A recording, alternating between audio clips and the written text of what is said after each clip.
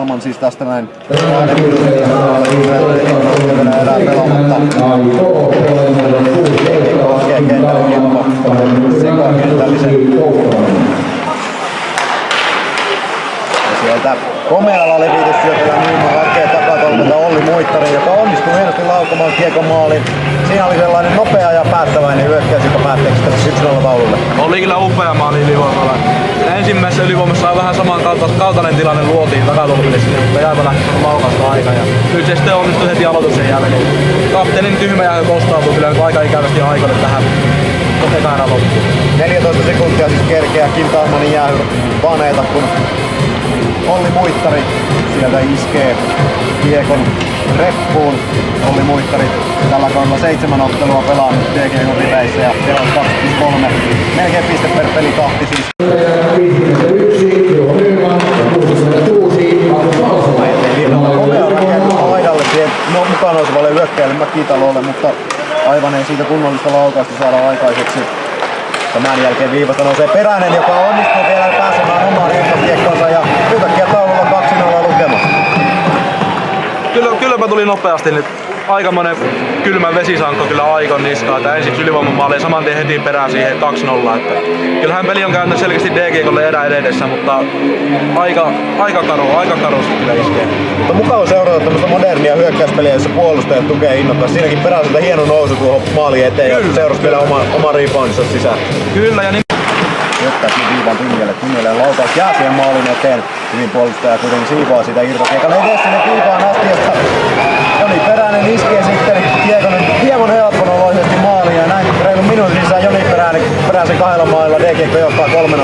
Siellä kyllä ottaa nyt hienosti pakit nousee isompiin saappaisiin sieltä. Siinä oli kyllä mun mielestä hyvä maski siinä maali eessä, että ei hirveänä nähnyt Aikon maalivakin ottaa kiekkoa, jos oikein nyt katsoin.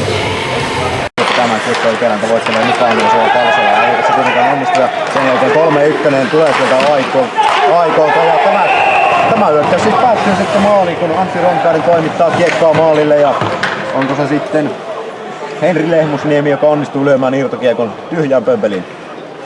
Se oli hieno. Tulee Peräselle paha kiekon menetys. Kauriainen vääntää siellä kiekosta. Tämän jälkeen toimitus maalille jää matkalle. Tämä kiekon onnistuu, kun kapteeni Talman poimaan.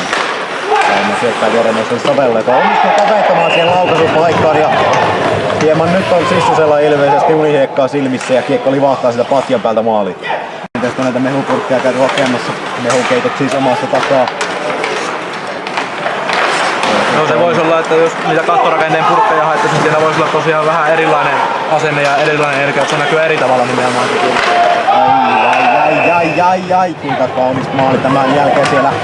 Ykkösketjun laituri Teemu Savela pääsee kiekkoon tuolla laidan vierelle ja löytää toiselta laidalta kapteeni Kim Talmani, joka siis iskee vapaasti kiekon verkkoon ja pelin tasaulukään. Siinä oli Talmanilta semmonen paikkaus siihen Vaaserässä otettu jäähy, josta 1-0 maali syntyi. Joo, kyllä siellä kapteeni oli selkeästi ottanut itseänsä vähän niskasta kiinni ja päätti näyttää, että kyllä sitä täältä vielä pesee.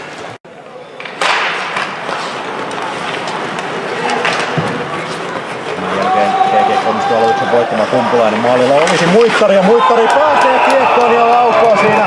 Pääsee laittamaan kiekon sisään hieman laiskasti, onko se sitten taitaa olla Petri Lampela, joka hieman laiskasti mailan puolustaa pois ja Olli Muittari pääsee iskemään ottelun toisen maalin. Olipa kyllä upea esityö tuohon kyllä Kumpulaisilta tuossa. Niin kuin sanoit, että aikaisemmin mitä joogaliikkeitä tuolla esitteli, niin en tiedä mitä tuo oli, mutta oli tuo kyllä hienon näköistä. Aivan uskomattoman hyvä luistelija on kyllä Kumpulainen. Ja hieno syöttäjä Muittarista iskee sitä illan toisella kliinistä sisään. Ja peli on 4-3. DG uskalsi pelata tässä, Kumpulainen uskalsi lähteä haastamaan. Ja paljon puhutaan siitä, että aloituksetkin ovat omanlaisia erikoistilanteita. Tässä se nähtiin, miten muutama sekunti meni, kiekko oli DG, kun tuolla alueella oli aloitus ja siitä heti rynnättiin hyökkäykseen. Paulasuolle tuossa jäähy, mutta kun Puutio kaatuu, mutta tämä jää kuitenkin nielmättä.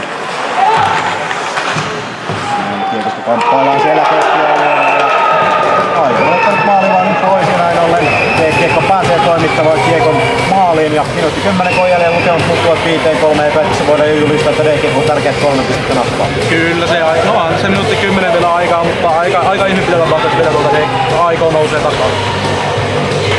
Siinä just tosiaan nelosketjua kehuttiin aikaisemmin, että Hakala toi siihen paljon hyvää lisää, mutta nyt oli äskettäin kyllä hyvä vaihto kolmosketjultakin tuossa. Nyt on laajalta rintamalta kyllä tullut onnistumisia niin ei pistettiin valossa, mutta just kolmosketjulta Salilalta ja Somelolta ja kumppanilta todella arvokasta työtä ja ajankuluttamista tuossa.